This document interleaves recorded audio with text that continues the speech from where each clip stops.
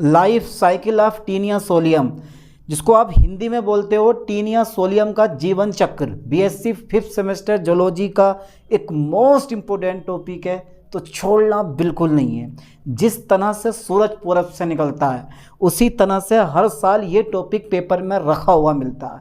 Unit second का एक most important topic है, तो छोड़ना बिल्कुल नहीं है। चलिए फिर मैं डाल देता हूँ हेडिंग, उसके बाद डिस्कस करते हैं इस लेक्चर के बारे में। ठीक है, चलिए सर देख लेते हैं क्या होता है। डाल दो आप भी heading, life cycle. Okay sir, okay, life cycle, okay okay, life cycle of taenia solium, TAENIA, taenia solium. भाई बहुत ही इंपॉर्टेंट टॉपिक है।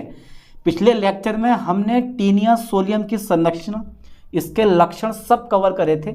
डिस्क्रिप्शन में वीडियो का लिंक डाल दूंगा, वहां जाकर आप देख सकते हो, क्योंकि उस लेक्चर को देखे बिना ये लेक्चर थोड़ा सूना सूना सूना सा लगेगा। ठीक है, इसलिए उस लेक्चर को कवर कर लो। तो life cycle of taenia solium. Okay sir ये पेपर में आता है? आता नहीं है बेटे, छा जाता है, इतना मोस्टली इंपॉर्टेंट होता है। तो टीनिया सोलियम का जो जीवन चक्र होता है ना, वो अत्यंत जटिल और द्विपोषित होता है। यानी कि प्राइमरी होस्ट के रूप में मनुष्य और सेकेंडरी होस्ट के रूप में पिग होता है, मतलब स्वर होता है। ठीक है, चलिए एक लाइन ये वाली लिखो, 100 रुपये की है, करोड़ों में एक लाइन है ये वाली। ठीक है, क्या लाइन है सर, जल्दी फास्टली बता दो। यानी कि टीनिया सोलियम, आप हिंदी में भी लिख सकते हो। ठीक है, TAENIA, टीनिया सोलियम। ठीक है बेटा, टीनिया सोलियम का जो जीवन चक्र है बहुत इंपॉर्टेंट टॉपिक है, और पूरे नोट्स के साथ विद डायग्राम पढ़ाने वाला हूं, बना के दिखाऊंगा बिल्कुल। आज का लेक्चर तभी तो बोल रहा हूं इंटरेस्टिंग होने वाला। ठीक है, टीनिया सोलियम का जीवन चक्र जो होता है ना बेटा, जीवन चक्र, ठीक है, अत्यंत अत्यंत, ठीक है बेटा, अत्यंत जटिल। ओके सर, अत्यंत जटिल लिख लो आप। टीनिया सोलियम का जीवन चक्र अत्यंत जटिल तथा द्विपोषित होता है। ठीक है बेटा, द्विपोषित होता है। अब द्विपोषित का मतलब क्या, सब समझ जाओगे, जरा टॉपिक होने तो दो। द्विपोषित होता है। अब इसमें एक प्राथमिक पोषक होता है। इसमें बेटा एक प्राथमिक पोषक मनुष्य और द्वितीयक पोषक जो होता है वो पिग होता है। ठीक है, चलिए आप चाहो तो इंग्लिश में लिख सकते हो। इंग्लिश में लिख दो, हिंदी में सर, हिंदी में लिख दो, इंग्लिश में लिख दो। चलो, प्राइमरी होस्ट, लाइन पे ध्यान देना। प्राइमरी जो होस्ट होता है ना बेटा, इसमें प्राइमरी होस्ट वो कौन सा होता है, मनुष्य। अच्छा ये बात है। और सर द्वितीयक होस्ट कौन सा होता है, इसके बारे में बता दो बेटा। द्वितीयक होस्ट, द्वितीयक का मतलब होता है सेकेंडरी। ठीक है, आप इंग्लिश में लिख दो, कोई दिक्कत नहीं है। सेकेंडरी, जितनी इंग्लिश में लिख के आओगे इतना फायदा मिलेगा। सेकेंडरी होस्ट, ठीक है, सेकेंडरी होस्ट कौन सा होता है, चलिए मैं हिंदी में लिख दे रहा हूँ, स्वर। ओके ओके, चलिए तो प्राइमरी होस्ट मनुष्य और सेकेंडरी होस्ट हमारा क्या होगा, स्वर होगा। चलिए अब करना क्या है, अब सबसे पहले प्राइमरी होस्ट पकड़ना है मनुष्य। ठीक है, चलिए तो सबसे पहला जो नंबर हमारा आगा वो आगा फर्टिलाइजेशन। फोकस करना है ठीक से, पहली प्रोसेस फर्टिलाइजेशन। फर्टिलाइजेशन, ठीक है बेटा, पहला नंबर है। प्राथमिक यानी कि प्राइमरी होस्ट में पहली प्रोसेस होगी फर्टिलाइजेशन। अब फर्टिलाइजेशन को आप हिंदी में क्या बोलते हो, निषेचन। और एक बात मैं आपको बता दूं, जितने भी हमारे, ठीक है, टीनिया सोलियम होते हैं सब में स्वनिषेचन पाया जाता है।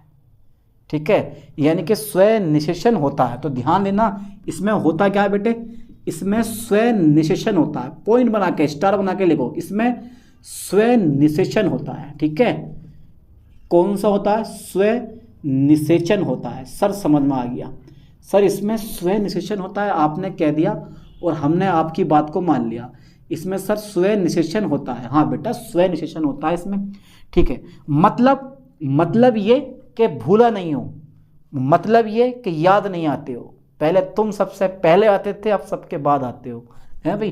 चलो ये इस टाइप से देखो, जितने भी हमारे ये है ना टीनिया सोलियम, इस टीनिया सोलियम की जो देहखंड होती है ना, देहखंड वो कुछ इस टाइप की होती है। एक देहखंड, दूसरी देहखंड, फिर तीसरी देहखंड और चौथी देहखंड। ठीक है, अब जो ये देहखंड होती है जिसको आप बोलते हो प्रोग्लोटिड, प्रोग्लूटिड बोलते हैं इसको हम। तो जो ये देह खंड होती है, ठीक है, इस खंड में मेल एंड फीमेल का एक सेट होता है। मेल एंड फीमेल का क्या होता है बेटा, एक सेट होता है, ठीक है। और स्वयं निषेचन, इसमें स्वयं निषेचन होता है, मतलब एक खंड का जो मेल होता है वो दूसरे खंड के फीमेल से क्या करता है, फर्टिलाइज करता है। कहने का मतलब यह है इसमें स्वयं निषेचन होता है, यानी कि इसमें, ठीक है, एक खंड का, फोकस करें लाइन पर, किसका बेटा, एक खंड का फोकस करें, इसमें एक खंड का, ठीक है, मैं बोल नहीं रहा हूं, मैं लिख रहा हूं सिर्फ, ठीक है। एक खंड का जो पेनिस होता है वो उसी खंड के, ठीक है, वेजाइना में प्रवेश करता है, लो हो गया फर्टिलाइजेशन, प्रवेश करता है बेटा, हो गया फर्टिलाइजेशन। चलिए अब आगे देखते हैं। ओके, यानी कि एक खंड का उसी खंड के प्रवेश करता है। ओके, ठीक है। अब क्या हो गया, अब हुआ क्या, अब जो हमारा निश्चेषित, यानी कि एक चीज़ और बता रहा हूँ, फर्टिलाइजेशन कहाँ पर होगा, अभी डायग्राम समझाऊंगा। फर्टिलाइजेशन अंडवाहिनिका, यानी कि अंडवाहिनी के भीतर होता है, ठीक है। यानी कि एग जो होता है ना, अंडा जैसे बोलते हैं, एग का फर्टिलाइजेशन, फोकस करें, एग का फर्टिलाइजेशन जो होता है, एग का फर्टिलाइजेशन कहाँ पर होता है बेटा, एग का फर्टिलाइजेशन जो होता है वो कहाँ होता है, जल्दी बताओ फास्टली। वो अंडवाहिनी में होता है, अंडवाहिनी, ठीक है, लाइन पर फोकस करना, अंडवाहिनी के भीतर होता है। देखो हर एक लाइन कामयाब है, भीतर होता, कोई लाइन मैं बाहर से लिखने वाला नहीं हूँ। अब इसी एग के बारे में आगे डिस्कस करेंगे, यानी कि एग का फर्टिलाइजेशन कहाँ पर होता है, अंडवाहिनी के भीतर होता है। क्या ये लाइन क्लियर हुई, बहुत इंपॉर्टेंट लाइन है। चलिए नेक्स्ट लाइन पे हम डिस्कस करते हैं, फोकस करना ठीक से। तो एग का फर्टिलाइजेशन अंडवाहिनी के भीतर होता है, मतलब अंडवाहिनी के भीतर जो है एग जो है वो फर्टिलाइज्ड हो गया, मतलब निषेचित जो हमारा एग होगा ना, जो हमारा निषेचित एग है, ठीक है, वो कहाँ चला जाएगा, गर्भाशय में एकत्रित हो जाता है। यानी कि निषेचित एग जो हमारा गर्भाशय होता है उसमें पहुंच जाता है और एकत्रित हो जाता है, ठीक है। गर्भाशय यानी कि निषेचित एग गर्भाशय में, ठीक है, एकत्रित हो जाता है या पहुंच जाता है, ऐसे बोल दो, एकत्रित हो जाता है। चलिए ये एकत्रित हो गया, ठीक है। अब क्या होगा, जब निषेचित एग जो है गर्भाशय में पहुंचा तो गर्भाशय का जो साइज होगा वो घटेगा या बढ़ेगा, जल्दी बताओ। तो गर्भाशय का आकार बढ़कर ब्रांचेस यानी कि शाखांकित हो जाता है, ठीक है। यानी कि गर्भाशय का आकार बढ़कर, आप लिख सकते हो, यानी कि गर्भाशय, ध्यान देना बेटा, गर्भाशय, ओके ओके ओके, गर्भाशय आकार में बड़ा होकर, आकार में बड़ा होकर ब्रांचेस हो जाता है, यानी कि शाखांकित हो जाता है, ब्रांचेस हो जाता है, ठीक है बेटा। लाइन पे फोकस करें, ब्रांचेस हो जाता है, ठीक है। यानी कि निषेचित एग गर्भाशय में एकत्रित हो जाता है, गर्भाशय आकार में बड़ा होकर, ठीक है, ब्रांचेस हो जाता है, और जो इस देह खंड का खाली भाग होता है उसको भर देता है, इस देह खंड के खाली, यानी कि खंड के खाली भाग को भर देता है। ये लाइन भी लिख लो, ठीक है। यानी कि देह खंड का खाली भाग, देह खंड का जो खाली भाग होता है, देह खंड का जो खाली स्थान होता है, खाली स्थान, वो गर्भाशय से भर जाता है, ठीक है। गर्भाशय से क्या होता है बेटा, भर जाता है। चलिए अभी प्रोसेस में करवा के दिखाऊंगा, डरो मत, हो गया। तो फर्टिलाइजेशन में इतना ही कि इसमें स्वयं निषेचन होता है, मतलब एक खंड का जो ये होता है वो उसी खंड के इसमें क्या कर जाता है, प्रवेश करता है, ठीक है। क्या बनता है, जाइगोट बनता है, अभी करवाऊंगा, सब्र रखो। तो एग का फर्टिलाइजेशन कहाँ पर होता है, अंडवाहिनी के भीतर होता है, ठीक है। निषेचित एग, क्योंकि जब अंडवाहिनी के भीतर एग का फर्टिलाइजेशन हो गया तो अब निषेचित एग गर्भाशय में एकत्रित हो जाता है, यानी कि पहुंच जाता है, ठीक है। और गर्भाशय आकार में बड़ा होकर ब्रांचेस हो जाता है, और जितने भी खंड का खाली भाग है उसमें गर्भाशय अपना स्थान ले लेता है, ठीक है। चलिए अब एक चीज़ मैं आपको और बता दूँ, अब ज़रा समझना है ठीक से बेटा। ये जो एग है ना, जो तुम कह रहे हो, यहाँ ये मैंने यहाँ पे क्या लिखा है, इनका स्थान गर्भाशय में भर जाता है, ठीक है, भर जाता है। इसके बाद में ये पता नहीं मैंने क्या लिखा है, मैं क्या लिख रहा था, चलिए अब इसके बाद ना सेकंड पॉइंट इसका ये है एग। ये एग क्या होता है, अभी बना दूंगा ज़रा डायग्राम। ये जो एग्स होता है ना, एग अंडा जिसे बोलते हैं आप, ये क्या होता है, तो बेटा ये ध्यान देना, ये छोटे होते हैं। ये कैसे होते हैं बेटे, ये छोटे होते हैं, ठीक है, होते हैं। इनका जो साइज़ होता है ना, इनका जो साइज़ होता है, इनका साइज़ जो होता है, ठीक है, वो 40 माइक्रोन होता है, ठीक है। कितना होता है बेटा, 40 माइक्रोन होता है। Okay okay.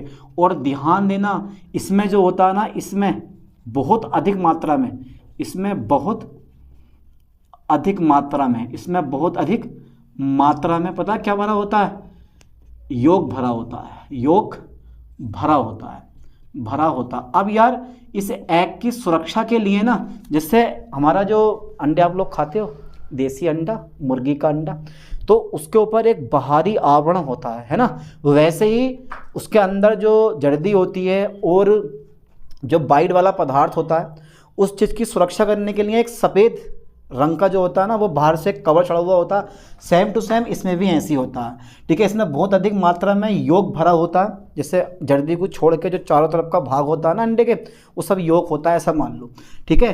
अब अंडे के ऊपर जो सफ़ेद वाला भाग होता है, जो अंडे को बनाए रखता है, रोके रखता है, ठीक है, उसको बोलते हैं हम एग सेल, यानी कि अंड खोल बोल देते हैं उसको हम, ठीक है। यानी कि एग, उसको क्या बोल देते हैं, एग सेल बोल दो, SHELL, एग सेल या अंड खोल बोल दो, हिंदी में कोई दिक्कत नहीं है। तो लाइन पे ध्यान देना, ये छोटे होते हैं, इनका साइज 40 माइक्रोन होता है। इसमें बहुत अधिक मात्रा में क्या भरा हुआ होता है बेटे, योग भरा होता है, ठीक है।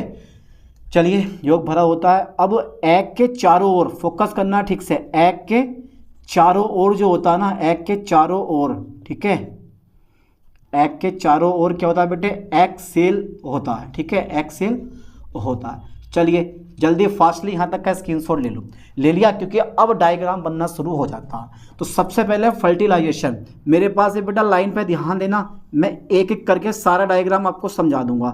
बोलो ये क्या चीज़ है बेटा, ये जाइगोट है हमारा। बोलो क्या चीज़ है, ये जाइगोट है, ठीक है, ये जाइगोट है, जिसको आप बोलते हो एग, ठीक है, इस टाइप से मेरे पास। ये मैंने इसको एग सेल बोल दिया, एग सेल बोल दिया मैंने इसको, ठीक है। चलिए अब जरा लाइन पे ध्यान देना, फोकस करना ठीक से। फिर मैंने बोला कि इसी लाइन पे ध्यान देंगे, देखो ये छोटे होते हैं, इनका साइज 40 माइक्रोन होता है। इसमें बहुत अधिक मात्रा में, क्योंकि फर्टिलाइजेशन में तो हमारा क्या बन गया, युग्मनज बन गया, जाइगोट बन गया। अब देखो ये छोटे होते हैं, इनका साइज 40 माइक्रोन है, माइक्रोन होता है, इसमें बहुत अधिक मात्रा में योग भरा होता है। तो बहुत अधिक मात्रा में क्या भरा होता है बेटा, ये तो सेम ऐसे रहने देंगे हम, ये छोटा बनाओ थोड़ा सा, ये सेम ऐसे रहेगा, लाइन पे फोकस करना, ये सेम हमारा यार बहुत बड़ा बन गया, फिर से आ गया, यह चित्र बनाने में बड़ी दिक्कत आ सकती है। ये चलिए इतना बड़ा ये बन गया। अब इसके चारों तरफ जो है ना, ये इसमें बहुत अधिक मात्रा में, मैंने क्या बोला, बहुत अधिक मात्रा में क्या भरा होता है बेटा, बहुत अधिक मात्रा में योग भरा होता है। ये सब योग सेल होती हैं, ठीक है, लाइन पे ध्यान देना। ये क्या सब ये मेरे पास क्या है, योग है, ठीक है, लाइन पे ध्यान देना। और ये हो गया मेरा एग सेल, ठीक है बेटा, एग सेल, ये वाला बनाओगे यानी कि अंड खोल, ठीक है। तो ध्यान देना, इसमें बहुत अधिक मात्रा में योग भरा होता है। एग के चारों ओर एग सेल होता है, ठीक है, एग के चारों ओर एग सेल होता है। ये 2 स्टेप समझ गए यहाँ तक, ठीक है। अब जो मेन पॉइंट आगा, क्लीवेज। अब क्या आता है तुम्हारे पास, क्लीवेज, यानी कि विखंडन, क्या बोलते हैं इसको, विदलन, या फिर बोलते हैं विभाजन। अब विभाजन कैसे होगा, सब कुछ उसी पे टिका पड़ा कहानी, पहले अपना स्क्रीनशॉट ले लो, ठीक है।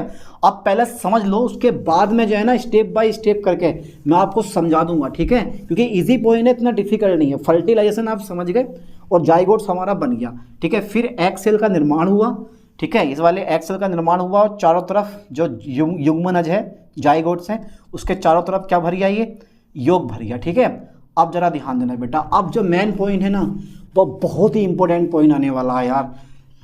हकीकत में यहाँ तक का तो आपने स्क्रीनशॉट ले लिया है, ठीक है। अब देखो मैं कैसे करवाने वाला हूँ, अब स्टेप बाय स्टेप चलते हैं, ठीक है। बिल्कुल ध्यान देना, जो 2 नंबर हमारे पूरे हो गए। अब 3rd नंबर हमारा आता है, ठीक है, क्लीवेज। क्या आता है तुम्हारे पास, क्लीवेज, ठीक है बेटा। चलिए क्लीवेज आ जाता है। अब बेटा यहीं से सारी कहानी शुरू होती है, यहीं से सारी कहानी शुरू होती है। गर्भाशय में एग का विभाजन प्रारंभ हो जाता है। गर्भाशय में एग का विभाजन प्रारंभ हो जाता है। प्रथम विभाजन जो होता है ना, प्रथम विभाजन, ठीक है, असमान होता है। गर्भाशय में एग का विभाजन प्रारंभ हो जाता है भाई, हैं क्या बात कर रहे हो सर आप? गर्भाशय में सर एग का विभाजन प्रारंभ हो जाता है, हैं क्या बात है सर? विभाजन प्रारंभ हो जाता है, हाँ यार प्रारंभ हो जाता है। अच्छा, प्रथम विभाजन कैसा होता है? प्रथम विभाजन असमान होता है। असमान मतलब समझते हो? असमान होता है, ठीक है बेटे, असमान होता है, ठीक है सर, असमान होता है। अब इसमें होता क्या है, इसमें एक बड़ी जो होती है वो यॉर्क सेल बनती है और एक छोटी जो होती है वो भ्रूण सेल बनती है। अब भ्रूण सेल को आप इंग्लिश में बोल सकते हो एम्ब्रियोनिक, ठीक है, एम्ब्रियोनिक सेल बनती है। चलिए, इसमें होता क्या है बेटे, इसमें एक बड़ी इसमें एक बड़ी, ठीक है, इसमें एक बड़ी यॉर्क सेल, ठीक है, तथा छोटी, ठीक है, एम्ब्रियोनिक सेल बनती है, ठीक है बेटा। इस टाइप से, ज़रा थोड़ा ध्यान देना, सेम डायग्राम में ऐसे ही रखूँगा। अरे बहुत ईजी है, कुछ भी ना, सिंपल सा बस हो चुका है। ये रह गया हमारा, और एक छोटा सा लो पहले ना, ये बड़ी वाली सेल बनाओ ऐसा करके। ये कौन सी सेल बना दी मैंने बेटा? ये जो मैंने सेल बनाई है ना, ये वाली सेल, ये बनाई है यॉर्क सेल, ठीक है बेटा। इसके बाद में ये और इसको आप ऐसा कर सकते हो, ये और एक ये। तो जो तुम ये वाली सेल देख रहे हो ना, ये वाली सेल, ये वाले जो सेल देख रहे हो, यही तो है हमारी कौन सी? एम्ब्रियोनिक सेल, ठीक है बेटा, एम्ब्रियोनिक सेल। और जो ये है मैक्रो, ध्यान देना, मैक्रोमेयर, ठीक है। ये क्या है तुम्हारे पास? मैक्रोमेयर्स। लाइन पे ध्यान देना, आप खाली मैक्रोमेयर कर लो इसको। बन गया हमारा ये पहला स्टेप।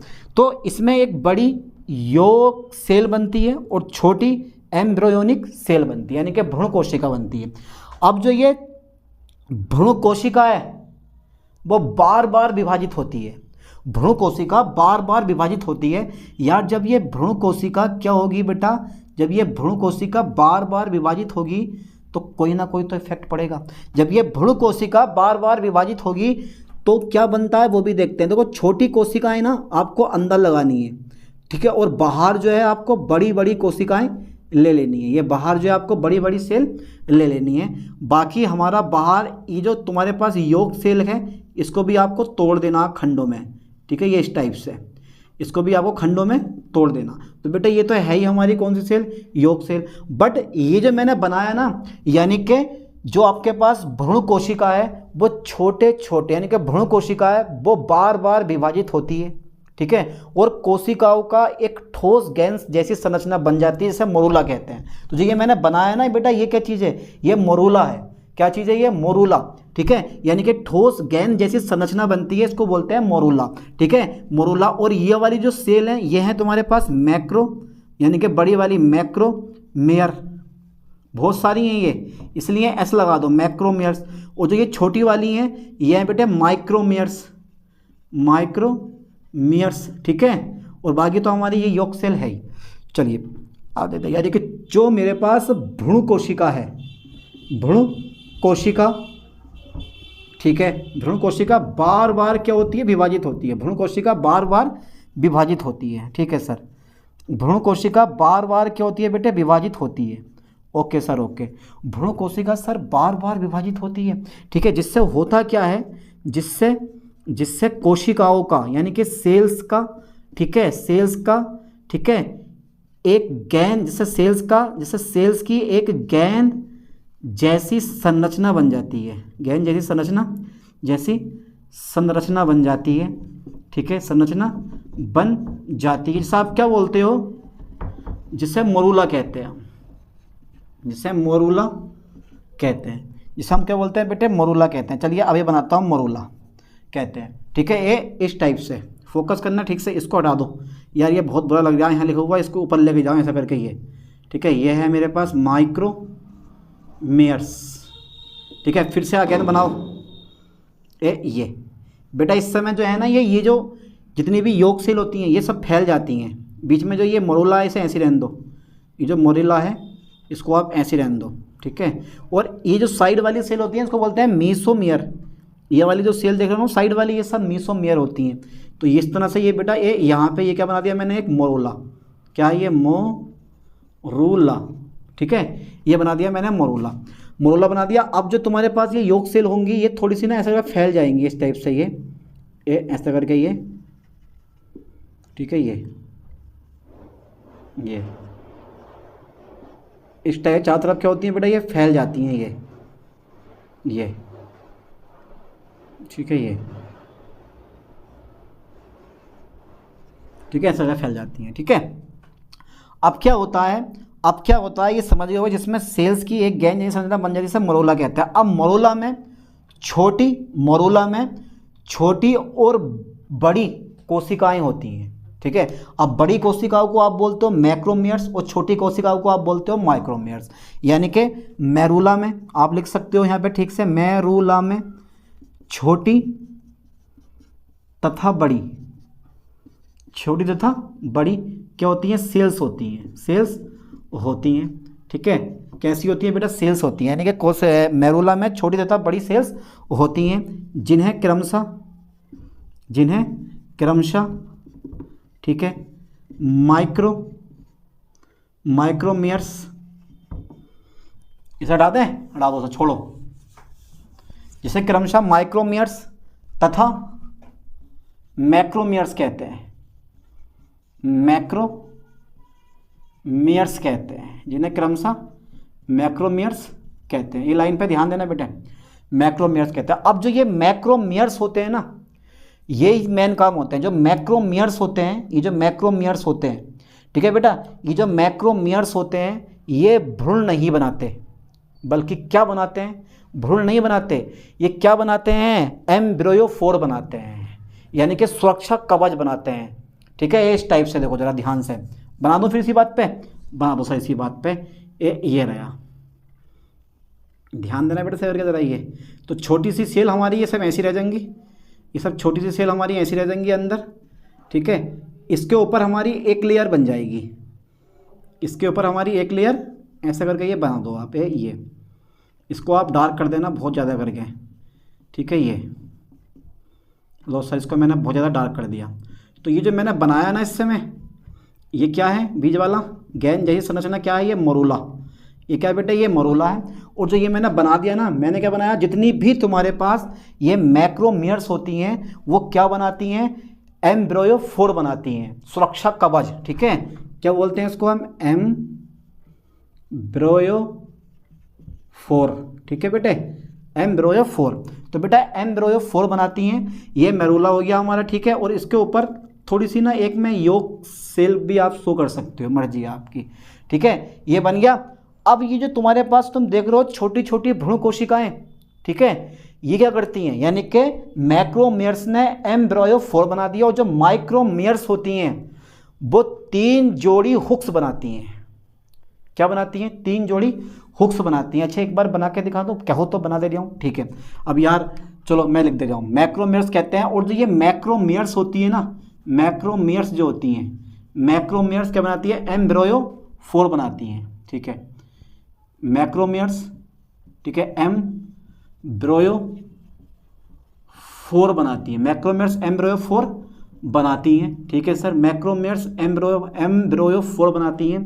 तथा माइक्रोमियर्स जो होती हैं, जो बेटे माइक्रोमियर्स होती हैं, माइक्रोमियर्स जो होती हैं वो क्या बनाती हैं, माइक्रोमियर्स, ठीक है, 3 जोड़ी, ठीक है बेटा, 3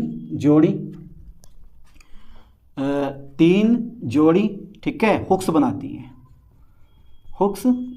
हैं, ठीक है भैया, ठीक है, समझ में आया। अब जो बात यह है कि जो ये जितनी भी योग सेल होती है ना, जितनी भी तुम्हारे पास योग सेल है, यानी कि ये लार्ज वाली हैं, बड़ी वाली योग सेल है, तो ये जो योग सेल है वो कहाँ गई, तो जितनी भी हमारी योग सेल्स होती हैं वो भ्रूण को पोषण प्रदान करती हैं और आकार में धीरे धीरे छोटी होती रहती हैं और अंत में क्या हो जाती हैं, ख़त्म हो जाती हैं। ए लाइन भी मैं लिखवा दे रहा हूँ, ठीक है। यानी कि जितनी भी हमारी ये योग सेल होती हैं, योग सेल्स जो होती हैं, ठीक है, योग सेल जो होती हैं वो भ्रूण को पोषण प्रदान करती हैं, पोषण प्रदान करती हैं तथा आकार में छोटी हो जाती हैं, तथा आकार में क्या जाती है बेटे, आकार में छोटी हो जाती हैं।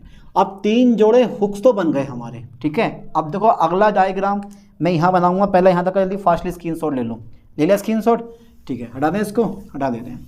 अरे बहुत सिंपल से वे में सिंपल से तरीके में मैं आपको करवा रहा हूँ, देखो बेटा समझ में आना चाहिए बस, ठीक है।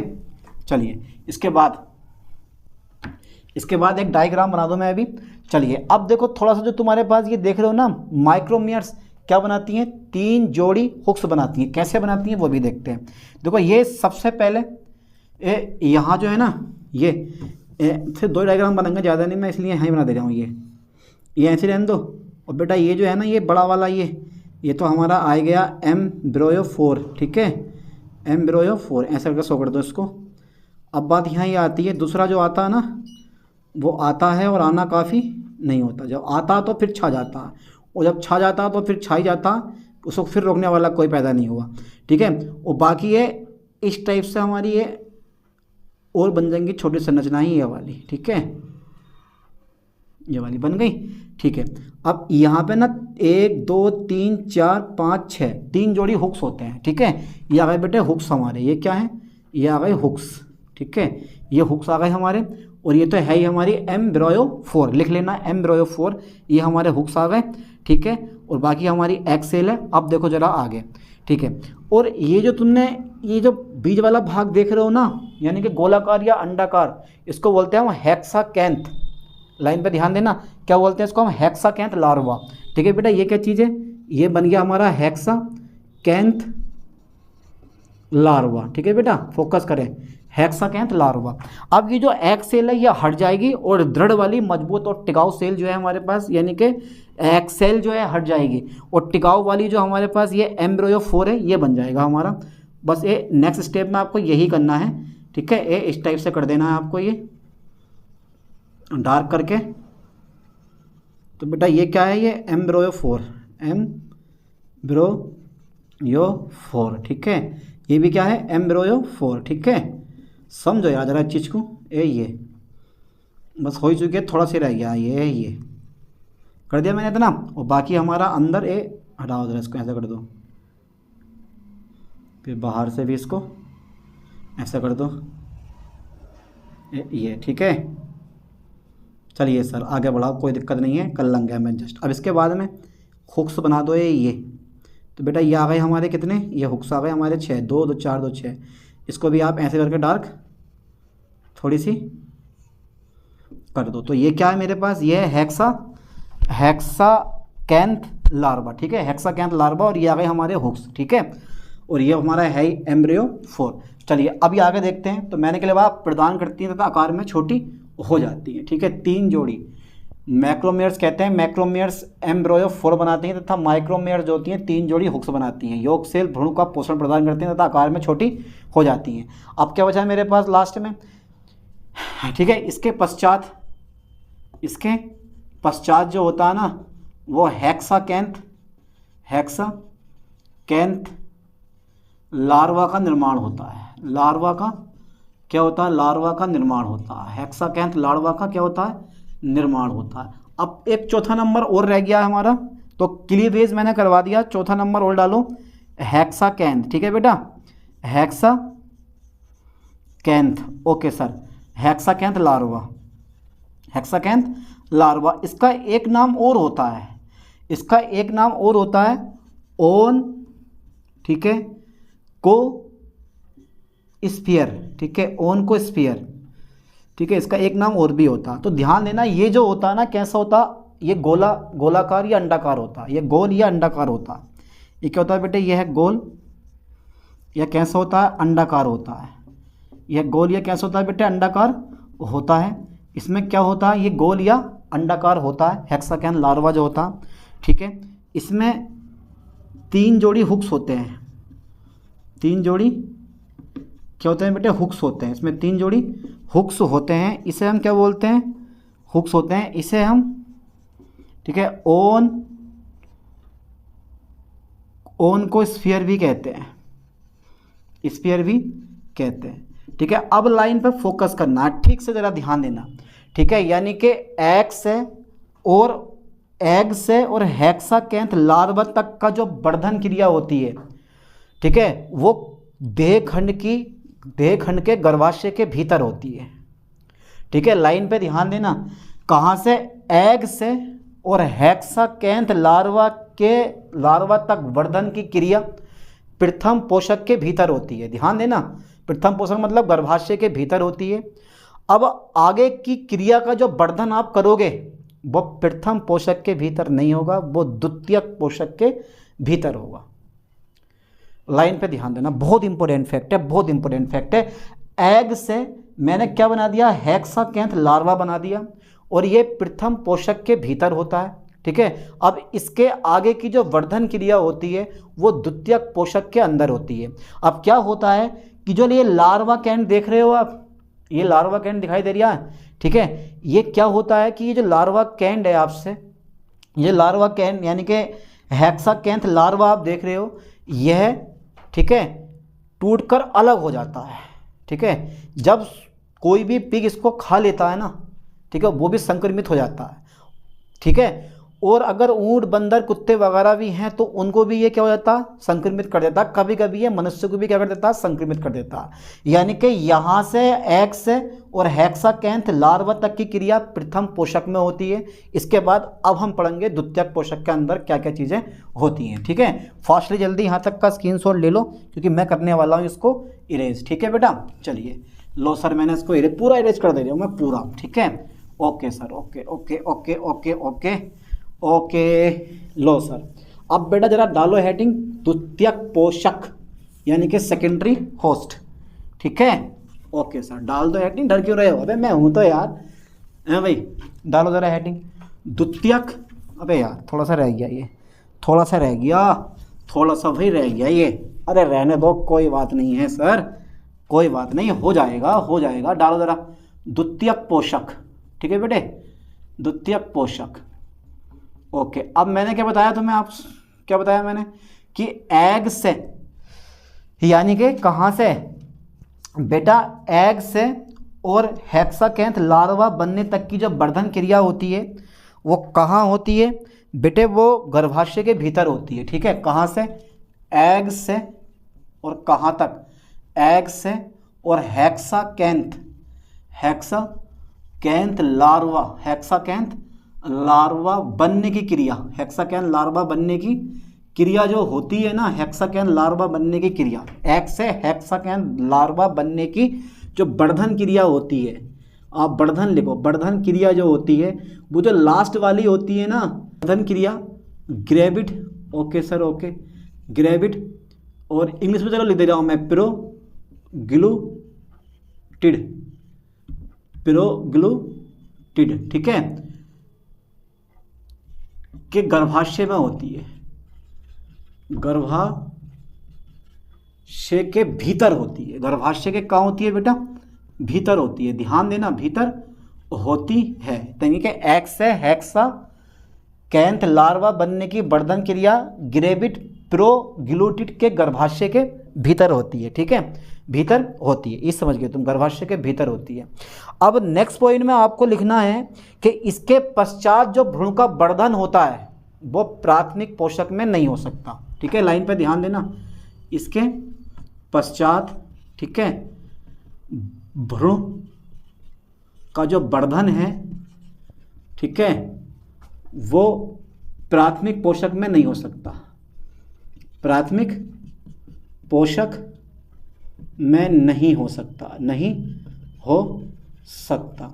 अब जो ये तुम्हारे पास ग्रेविड देहखंड होते हैं ना, ये ग्रेविड जो आपके पास देहखंड होते हैं, ग्रेविड देहखंड जो होते हैं वो अलग होकर बाहर आ जाते हैं, अलग होकर कहाँ जाते हैं बेटा, मल की सहायता से बाहर आ जाते हैं, अलग होकर बाहर आ जाते हैं, ठीक है, बाहर आ जाते हैं। बेटा बाहर आ गए, आने दो, कोई दिक्कत नहीं है। ग्रेविड देहखंड अलग होकर बाहर आ जाते हैं जब पिग जो होता है ना, पिग इसका सेवन करता है, इसका सेवन करता है, ठीक है बेटा, सेवन करता है, ठीक है, तो संक्रमित हो जाता है।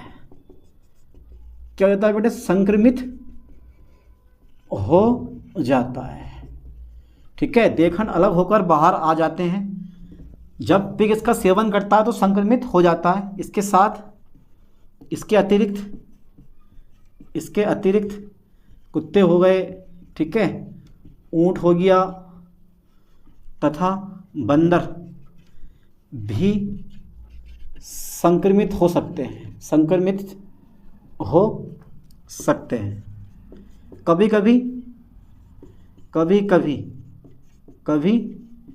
कभी मनुष्य भी संक्रमित हो जाता है, संक्रमित हो जाता। बस ये चीज़ें हमारी आ जाती हैं, ठीक है। ये लाइन पे ध्यान देना से करके। तो यहाँ तक की जो क्रिया है मैंने करवा दी। अब जो नेक्स्ट पॉइंट आपका पढ़ने वाला है, ठीक है, और वो नेक्स्ट पॉइंट कौन सा है आपका? वो है तुम्हारे पास सिस्टी सर्कस,